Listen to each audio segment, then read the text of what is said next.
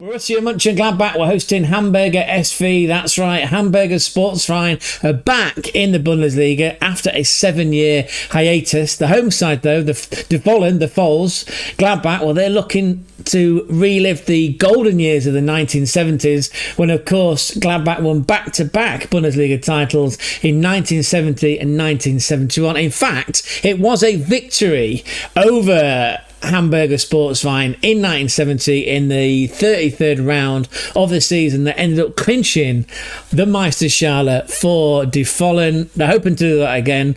Let's find out, shall we? And let's just take a quick look, and I promise it will be quick, at the significant transfers both in and out for both fussball clubs that are playing in this Bundesliga game that we're about to react to. Let's start with Borussia Monchengladbach. Of course, they play at the very impressive Borussia Park. Significant outs for them. Striker Thomas van Kara, the Czechia striker, he's gone out on a season-long loan to Turkey. He's gone to join Antalyaspor on a season-long loan. Shuei Fukuda, the Japanese striker, he's gone on loan to Karlsruhe. They play in the Zweite Bundesliga. That's the Bundesliga number 2. Ko Itakura, keeping going with that Japanese theme.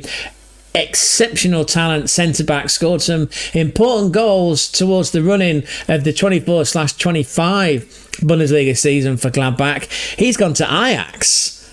Yeah, we're as stunned as what you are. And talking of players that have up sticks and gone to join the Eredivisie, Alassane Player, the old Frenchman, the striker, he's gone to join Ajax's rivals and last season's Eredivisie winners, by the way, PSV Eindhoven. Stefan Leiner, the right back, the Austrian, he's gone to join Red Bull Salzburg, or is it FC Salzburg? Who knows, right? If you are Gianni Infantini and you're hosting a substantially expanded tournament, all for the money. Now, it's got to be FC Salzburg, And I suppose the other significant outgoing is Julian Weigl, the midfielder who's gone to join the Saudi Pro League. He's gone to cash in for a couple of seasons, probably until his agent says, are you ready to go back? And no, Julian Weigl's gone to join with Al Qadisiyah. Anyway, he's gone to the Saudi Pro League for a payday. Incoming transfers for Borussia Mönchengladbach. Shuto Machino, the Japanese striker, he had a really good season last year for Holstein Kiel. All right, they did get relegated, but I'm sure he scored at least 10, 11, maybe 12 goals up front pretty much on his own. So, yeah, he's come in, the Japanese striker. He's joined by another striker, actually, Haris Tabakovic, who's coming from Hoffenheim on a season-long loan. We did question this the other day, but it made sense because Hoffenheim they brought back Fiznik Al-Slani, who scored 2 on his debut. They also brought in a striker from FC Cologne off the top of my head, Mekal Lage. Well, anyway, between the two of them, they scored 2 goals and Hoffenheim won their opening game, didn't they? So that was worked out well for Hoffenheim. Gladbach will be hoping that Tabakovic can score the goals for them because, of course, they are a significant striker down in Tim Kleinditz, the tall German striker who had a phenomenal year last year after his big money move from Frank Smith's Heidenheim. He's currently out injured and he will be out injured most likely until September, if not into early October. We wish that recovery is quick. And the other significant incoming is Gio Reyna, the American midfielder who signed for Borussia Dortmund, not Mönchengladbach, signed for Borussia Dortmund. He was 16 years of age, developed as a human, wasn't really getting played, was out on loan, seemed to be out on loan forever. He is fancied by Poch, isn't he? Manuel Pochettino does fancy him in this US men's national team squad as they prepare for World Cup qualifiers next year. Anyway, Gio Reyna's coming for Dortmund. Now, Gerardo Sioni, the head coach of Gladbach, is not pushing him too fast just this minute in time. He said, and I quote, I want to look at the data, I want to look at his physicals, and we'll try and ease him in gently. As for Gladbach's opponents in this match day 1 fixture, it's Hamburger Sportsverein, Hamburger HSV or HSV. Just as a side note, you probably have a little bit of fun if you put in HSV into a search engine. Just be prepared for the results. I'll let you find out on your own dime in your own time. Significant outgoing transfers from HSV, Hamburger HSV. Sebastian Schonlau, the central defensive midfielder, he's gone to team up with Thomas Muller. Danke Thomas Muller, the number 25 legend that was at FC Bayern Munich. They're both now playing in the MLS for the Vancouver Whitecaps. Matteo Raab, the goalkeeper, he's gone to Union Berlin. That's on a permanent basis. Lucas Perrin, centre-back, he's gone to Sporting Gijon. I believe they're a Segunda Division team, not the La Liga, the one below it, the one that's sponsored by that special effect in EAFC. Is it Hypermotion? Anyway, don't worry about that. And Denis Hadzikanovic,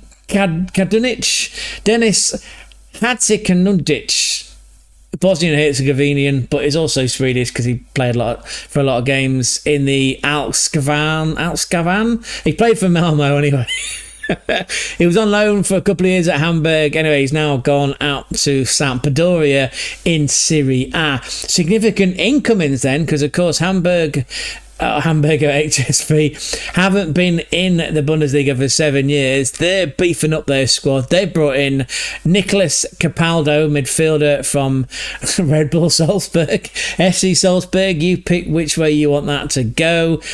Yusuf Poulsen, the strikers, coming from RB Leipzig. He's the Great Dane. And this is the one that's tickled us. Nikolai Remberger's coming from Holstein Kiel. He's also another hard-working central midfielder. But the one that's really tickled us is Ryan Felipe. No, not the actor prodigy. Ryan Felipe's coming. He's a forward, basically. He's going to potentially be a strike partner for Yusuf Poulsen. He came in from Eintracht Braunschweig. Now, we would love to report to you that after a 7-year hiatus, Hamburger SV have come back into the Bundesliga. They've gone all guns blazing, Fluminense style, right? They've gone high press, high attack, chasing down every ball, sort of right backs, left backs, screaming, overlaps, balls into the box, headers on goal. Alas, the game ended up 0-0. That would be fake news, as Donald Trump might say. And I'm not sure if this was written with a hint of irony or not. If you look at the commentary as provided by FootMob, it literally reads in a very dry, sort of Chardonnay white style. First minute, first half begins. 45 minutes, first half ends. Scores at 0-0. 46 minute, second half begins. Still 0-0. 90 minutes with 7 minutes of injury time. Second half ends. And then match ends. Borussia Mönchengladbach 0. Hamburger Sportsverein 0. Now that implies that AI's got a sense of humour after all. Maybe we've been completely reading it wrong. As it turned out, though, it was actually the visitors. It was Hamburger SV that had the first attack in the game. In fact, they only had one shot on goal for the first 66 minutes. That came from the Georgian right-sided midfielder. Be careful with this pronunciation, people. Giorgio Gokozlashvili. That'll do, isn't it? Yeah. Giorgio Gokozlashvili. Going once, going twice. Gokozlashvili. He cut in on the right side of the channel. I believe it was, Lucas Ulrich inside out, got to the byline. He's looking up for a cutback. He has got the beautifully named Ransford Koningsdorfer, the striker, and a few others waiting for a cutback, but the angle was too tight. He's 5 or 6 yards off the byline. He just hammered it straight at the goalkeeper, and by the time the ball did eventually drop into the 6-yard box for Koningsdorfer to get a shot away, it was blocked, and the attack was over. And that was pretty much it as far as Hamburger Sportsverein go. As for the home side, Borussia Mönchengladbach, it was that man. It was Rocco Wright, who, and again, there's a lot of BMG, a lot of Mönchengladbach fans questioning why Rocco Wright is not included in Julian Nagelsmann's World Cup qualification squad for this September. He's not there anyway, but it was him on about the 27th minute that started the attack for Gladbach inside of his own half. It was a 30-yard pass into midfield to Kevin Sturger, who very cleverly, deftly flicked it to the right, and the Frenchman with that beard, Frank Honrahat, was running onto it. He pushed it in front of him, and on the half volley, he smashes his shot straight at the Hamburger keeper. and they managed to hack the ball. Robin Hack style. He was playing, by the way, in the left wing. Instagram friendly Robin Hack. On the 66th minute then, it was Hamburger again on the attack. This time it was Rossing. Diminutive little Rossing from Norway, Alexander Rossing. He was coming in down the left-hand side. He had a shot, which was, for all intents and purposes, curling into the bottom right-hand corner, but Nicholas in goal instead of Jonas Omling pushed the shot around the corner, and it went out for said corner. So that was only 2 shots on target in 66 minutes. But of course, Hamburger Sportsverein thought they'd won the game late on. It was a ball from the right into the box. Again, you wouldn't find that if you looked on the on the commentary. Oh, there's a ball into the box from Rossing. It was Yusuf Poulsen, the Great Dane, that came on as a substitute. He flicked it on. Now it looked, to all intents and purposes, that it was actually going in. It was going to be goal bound, and it was. And it was William. I'm not very good with these things. It was the defender. It was the centre back, William Brensis. Anyway, he thought it'd be a smart idea to just make sure the ball entered the net rather than go wide. Again, if you look at the replays from various angles, that header from Yusuf Poulsen looks like it's dropping in to the right hand side of the netting, but because the defender Mikkel Brensis got a touch on it, he was already in an offside position. It went to VAR. They took their time with it, and the on-field decision was, of course, no goal. That was in the 89th minute, so that would have been a last gasp winner. Of course, there was 7 minutes of extra time, as the FootMob AI bot has already informed us, and the game did finish a rather anticlimactic 0-0, because again, Hamburger Sportsverein thought they'd got their first win on the board, their first win in the Bundesliga technically for seven season, but it wasn't to be, because Yusuf Poulsen's header, which was sort of finished off, or I'm sure that in the dressing room afterwards, William probably said to Yusuf, I was just making sure it was in the goal, boss. Anyway, that was ruled out for offside, and the game finished 0-0. We can take a look at the stats. It was absolutely dominated by the home team. 61% possession for Monchengladbach versus the 39% for the visitors Hamburger SV. 17 shots, of which 4 were on target for the home team. Just 7 shots and 2 on target. As we've mentioned, they're the 2 that we've picked out of the highlights that were available for this game. 2 big chances also missed for the home side, as well as 2 big chances created. 10 fouls apiece. Pretty close on corners, 7-6 in favour of Gladbach. 549 passes completed for the home side, a pass completion rate of 88%. So Gladbach, as that ball position stat would tell you, absolutely dominated. Hamburger looked like they set up in a 3 at the back. Yeah, well, technically, could it be 3-5-2? We'll call it a 3-4-3. They came in a 3-4-3 in a low block to try and, what you would do on Football Manager, I suppose, play for time, play for set pieces, try and catch teams out on the break. Again, they thought they'd won it late on, but that goal was this or that, and rightfully so, it was offside. If we have a look at some of the individual performances, so Daniel Hoyer Fernandez, as I believe the commentator actually was pronouncing it, Daniel Hoyer Fernandez, 32-year-old from Portugal. He was given man of the match with a rating of 8.1. He made 4 saves, acted as a sweeper once. That's an interesting stat. 1 diving save and 2 saves inside the box. 7 recoveries from 59 touches. And Nikolai Remberg, some of you might remember him. He came in on a transfer from...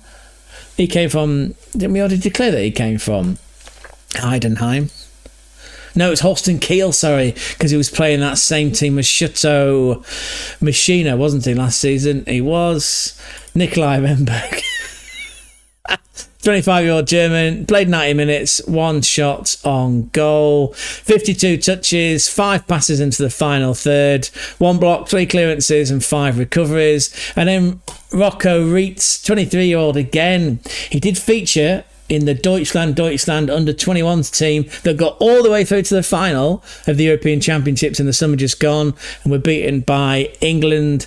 He played for 90 minutes, 1 chances created, 7 defensive contributions, but again, it was that pass into Kevin Sturger, flicked around to Frank Hommerhat, that was that chance in the first half.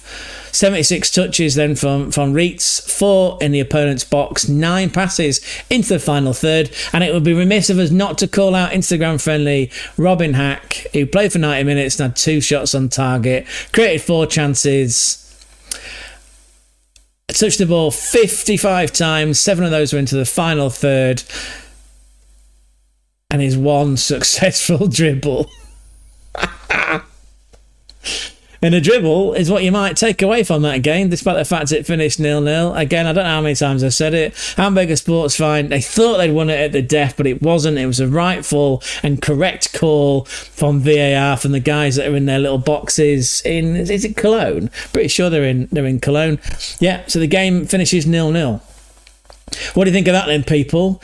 I'm sure that, in fact, I'm not sure, there are lots and lots and lots of HSV fans. Thiago, for instance, he's got something to say. Anyway, even if you're a Monchengladbach fan, you're looking to relive the glory years, the golden years of 1970 and 71, and then a few years later when you played in the European competitions, or the European Cup as it was back then, look at that comment section down there.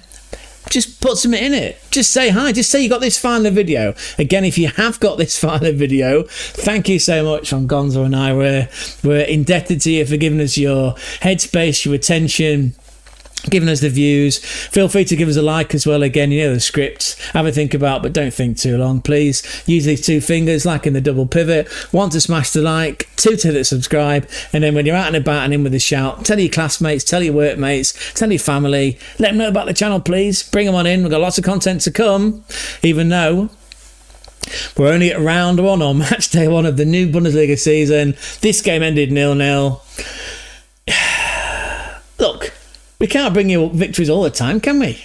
Anyway, we're going now. Thanks a lot for supporting us. Ciao, ciao.